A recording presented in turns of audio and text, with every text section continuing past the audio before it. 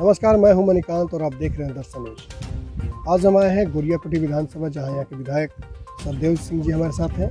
इनसे हम चुनावी मौसम में बातचीत करेंगे कि पिछले 5 सालों में इन्होंने क्षेत्र में जो काम किया है उसकी उपलब्धि के बारे में चर्चा करेंगे और बहुत सारी बातें इनसे होंगी।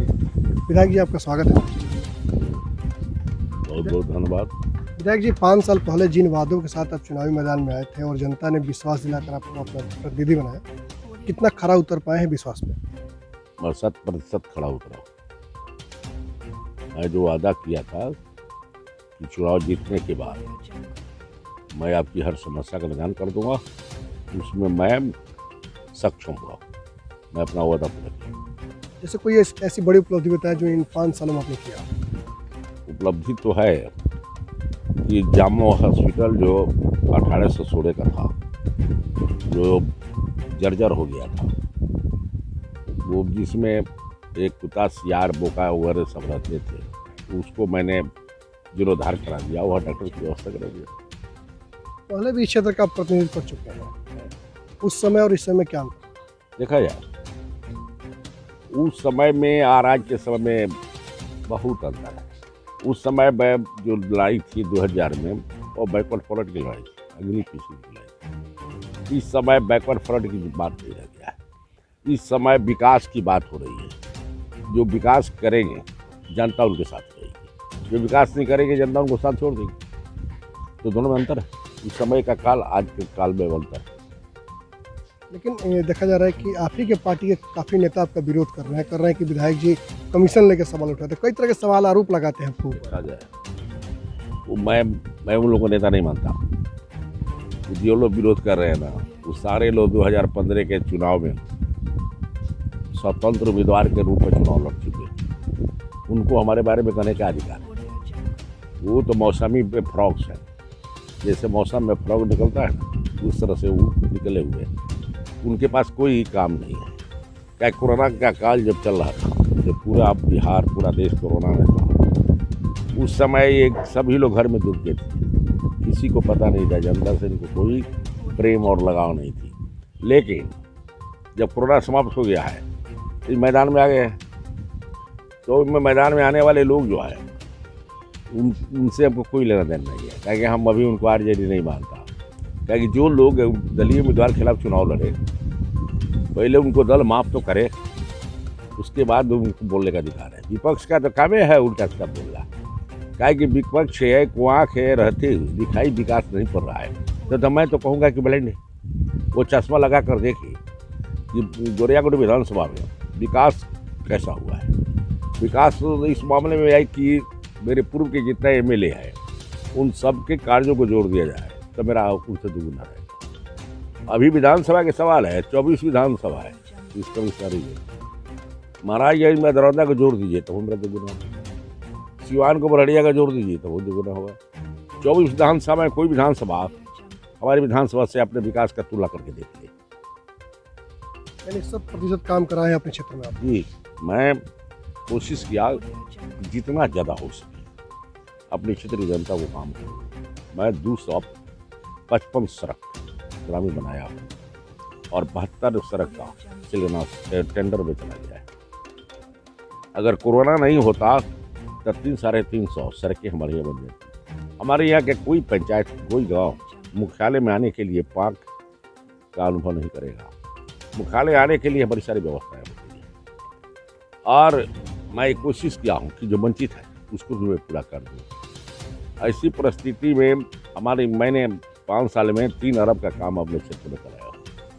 वो सड़क के मामले हो, शिक्षा के मामले हो, स्वास्थ्य के मामले हो, सिंचाई का मामला हो, बिजली का मामला हो, रोड के चौड़ीकरण का मामला हो, बड़े रोड का मामला हो, स्वास्थ्य का मामला हो। यानी ये कहा जाएगा कोई काम बाकी नहीं रहा? कोई काम नहीं छोड़ा, सारे काम कराया हूँ।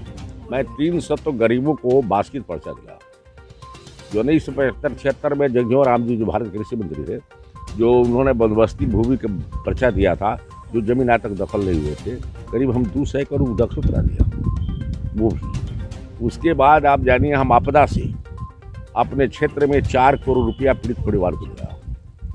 स्वास्थ्य क्षेत्र में जो किडनी के प्रॉब्लम में थे, हार्ट डिजीज थे, ट्यूमर के रोगी थे, उनको अभी तक हम 2 से 2.5 करोड़ रुपया सरकार से दिलाया हूँ। अभी 21 स्कूल, प्राइमरी स्कूल, जो जिस गांव में विद्यालय नहीं था, उन गांव में विद्यालय स्थापित कराकर उसका शिलान्यास कर स्कूल चलवा रहा हूँ। जैसे उदाहरण में आप पूछ देगा लोग कौन कौन स्कूल है, तो आप जाइएगा लकड़ी के पड़ौली के चनुआ है, तो जगतपुर के आनंद टोला है, तो आज आप आ जाइएगा यहाँ गोरिया कोठी में, तो मनखोरा है, नियामतपुर है, गोदाम है, उधर स्कूल संस्कृत कराया हूँ, जुमन छपड़ा में है, उधर जलपुरवा जादव टोला में है, शादीपुर नौका टोला है, कनपुरा के नौका टोला है, उधर हमारा कोड़र है, डमछो है। इस तरह से मैं कोशिश किया। 17-18 से में हम 13 गो मध्य विद्यालय को उत्क्रमित हाई स्कूल में कराया। आज तो मेरे सारे अनुशंसा के तहत हाई स्कूल हो गए। उसके बाद आप देखिएगा कि मैं कोशिश किया कि थाना का भवन नहीं है उसको बनवाने, तो गोरिया कोठी और जामों का दोनों का बैरासी दिला दिया हूँ। राशि आ गए हैं, जमीन उपलब्धि हो गया है, तो उस टेंडर के क्रम में अभी एक बहुत लंबा रोड मैंने जोड़ा है, जो गुठनी से मैंने असेंबली क्वेश्चन किया था कि बरहड़िया से सत्तरघाट रोड बनना चाहिए, लेकिन गवर्नमेंट ने वो आपके गुठनी से मीरगंज होते हुए सत्तरघाट तक रोड स्वीकृत कर दिया है। और उसमें जो डुमरी पुल है गोमती नदी में, उसका जो है 2 करोड़ 80 लाख का टेंडर भी हो गया है। और एक केसरी रोड भी मैंने स्वीकृत करा दिया है। वो दाऊदपुर से परौली जाने वाली सड़क जो है वो भी स्वीकृत हो गया है। हाई स्कूल में आप आइएगा, शिक्षा के क्षेत्र में आइएगा, तो बसंतपुर हाई स्कूल का मैंने बाउंड्री करा दिया। तो समर्दे हाई स्कूल में हमने 3 कमरा का निर्माण कराया। शहीद भगत सिंह इंटर कॉलेज है शादीपुर में, सानी बसंतपुर में भवन का निर्माण कराया। गोरिया कोठी में प्राथमिक विद्यालय का भवन का निर्माण कराया। उधर छितौली में साइकिल शेड बनवाया हूँ, प्लस स्कूल में जाने वाले रोड का पीसीसी कराया हूँ। धरा में बुझावन सिंह हाई स्कूल में सेट का निर्माण कराया हूँ। आप आ जाइए, जनता कॉलेज में भवन निर्माण कराया हूँ समरदेव। किशनपुरा रामदास सिंह रहीम शाह कॉलेज में भवन का निर्माण कराया हूँ। भोपतपुर में भवन का चहरदीवारी बनवाया हूँ। उसके बाद बल्डिहा हाई स्कूल के चहरदीवारी का निर्माण हुआ है। उधर गोपालपुर में सेट का निर्माण कराया हूँ। उधर प्राथमिक विद्यालय गोपालपुर के बाउंड्री का निर्माण कराया हूँ। इस तरह से मैं सारे स्कूलों पर, हर स्कूल में बेंच का व्यवस्था किया हूँ, किताब दिया हूँ, कंप्यूटर की व्यवस्था कराया हूँ, प्लस हर स्कूल में बिजली का भी कनेक्शन दिलाया हूँ। ये मेरी अपनी उपलब्धि रही है। लेकिन अब जनता के बीच आप जाएंगे तो विकास के तो वादे करेंगे आप। अगला आपका 5 साल किन कामों को लेकर जनता के बीच में? अब तो मैं एक कोशिश करूँगा कि अभी मेरी लड़ाई चल रही है बसंतपुर को जिला बनाने का, जिसमें 3 बार हमारे बसंतपुर का फोटोग्राफी हुई है। बहुत सारे ज़मीन का निबंधन से वंचित कर दिया गया है। इस ज़मीन का निबंधन नहीं होगा। हमारी लड़ाई अब जिला के लिए चल रही है, और हमारी लड़ाई एम्स के लिए, जो एम्स के लिए गुजरा में ज़मीन जो तय की गई थी 250 एकड़, जिसकी हर खतियानी करके भेज दिया गया है, जिस पर जांच बैठे हैं। मेरा कोशिश है कि गोरिया कोठी प्रखंड के दुधरा, भिट्ठी और मोहम्मदपुर के जो भूभाग्य है, जिसको जनता ने स्वेच्छा से अपना एफिडेविट के साथ दान कर दिया, क्या कि गवर्नमेंट ने ही मांग किया था। गवर्नमेंट ने अपने सारे अंचलाधिकारी से मांग किया था 17 में कि आप अपने क्षेत्र में एम्स के लिए जमीन उपलब्ध चाहिए, लेकिन पूरे बिहार में एक सीओ गोरिया कोठी था, राजेश कुमार ने हमसे मिल करके ज़मीन खोजा। 15 दिन खोजने के बाद हम लोगों को दूसरा में ज़मीन मिला। उसका चला गया है रिकॉर्ड, कई बार जांच हो चुकी है। मेरा कोशिश होगा कि क्षेत्र में इंजीनियरिंग कॉलेज वगैरह नहीं है, उसकी व्यवस्था कराऊँ। अगले 5 साल में जिला, एम्स और इंजीनियरिंग कॉलेज का काम एकदम निश्चित है। जनता का आशीर्वाद प्राप्त होगा तो अवश्य इसकी पूर्ति की जाएगी। पिछला चुनाव जब जीते थे उस समय आप साथ अलायंस पार्टी जदयू था, लेकिन इस बार आरजेडी अपने सिंबल पे आएगी, तो क्या लगता है जनता इस बार चुनेगी आपको? बेशक चुनेगी। आज जो है, जो एनडीए की गवर्नमेंट है, जिसमें नीतीश कुमार जी जो हमारे साथ चुनाव लड़के हमारे साथ सरकार बनाया था, उसने हमारे साथ धोखा किया है, जिसको हम लोग पलटू राम कहते हैं। उसने धोखा दे करके आज बीजेपी के साथ अलायंस किया, जबकि उसने कहा था कि मर जाऊंगा लेकिन बीजेपी के साथ नहीं जाऊंगा। लेकिन जब एनडीए की सरकार बीजेपी गवर्नमेंट बन गई दिल्ली में और नरेंद्र मोदी प्रधानमंत्री हो गए, तो इन्होंने अपने वादा के तहत जीतन मांझी को मुख्यमंत्री बना दिया कि प्रोटोकॉल के तहत जब प्रधानमंत्री बिहार आएगा तो अगुवानी बिहार करना ही पड़ेगा। तो घोषणा किया था कि मर जाऊंगा लेकिन भाजपा में नहीं जाऊंगा, तो अपने को बचाने के लिए इस्तीफा लगा करके उस जीतन मांझी को बना दिया। लेकिन 6 महीने के अंदर ही कुर्सी की दर्द उसके पेट में शुरू हो गई और जीतन मांझी को कुर्सी से बेदखल करके पुनः मुख्यमंत्री हो गए। ये बिहार का ये पलटूराम कुर्सी कुमार जी जो है ना, उनको बिहार के विकास की चिंता नहीं है। आज उनको अब 15 बरस पर याद पड़ा है उद्योग धंधा। कहते हैं कि पूंजीपति आवे, मैं जमीन दूंगा, टैक्स फ्री करूंगा, बिजली दूंगा। 15 बरस उनको बिहार नहीं याद पड़ रहा था, बिहार का विकास होना चाहिए याद नहीं पड़ रहा था। चुनाव आ गया है तो उन्हें बिहार का विकास याद पड़ रहा है। जनता उनके काले कारनामों को समझ गई है। नरेंद्र मोदी के झूठे प्रवचन को जनता भांप गई है। जनता ने इस कोरोना में देख रही है कि कोरोना में इन्होंने हाथ उठा दिया, क्वारंटाइन सेंटर समाप्त कर दिया। जब कुछ नहीं था, नगण्य थे, तो उस समय क्वारंटाइन सेंटर था। आज पूरा देश आक्रांत हो गया है। आज 6 लाख से ज़्यादा हिंदुस्तान में हो गया है। 12,000 रेजा है।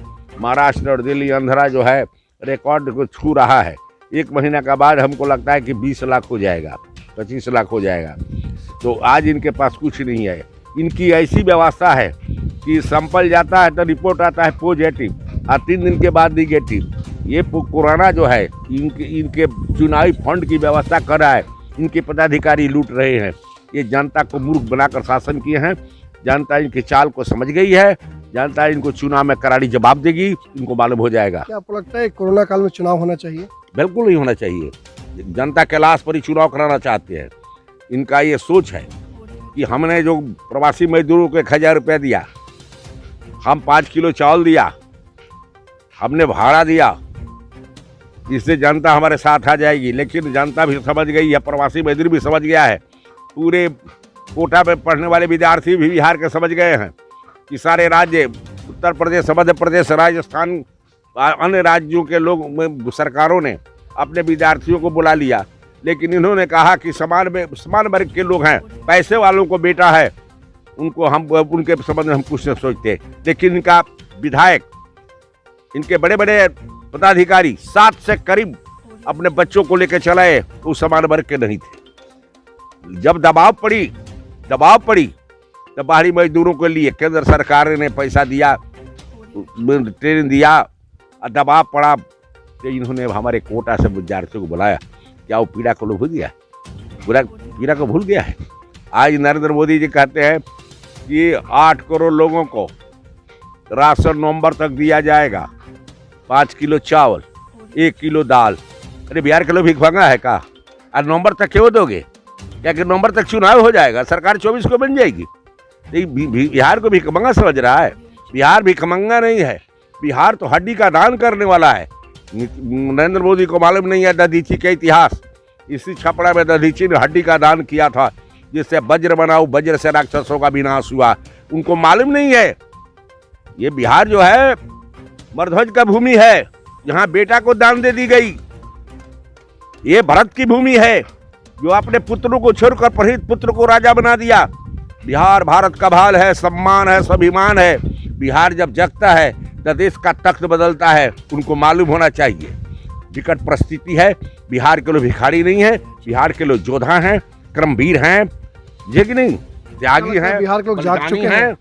इस बार के चुनाव में नीतीश कुमार को वो सबक सिखाएंगे, ये मुंह दिखाने काबिल नहीं होंगे।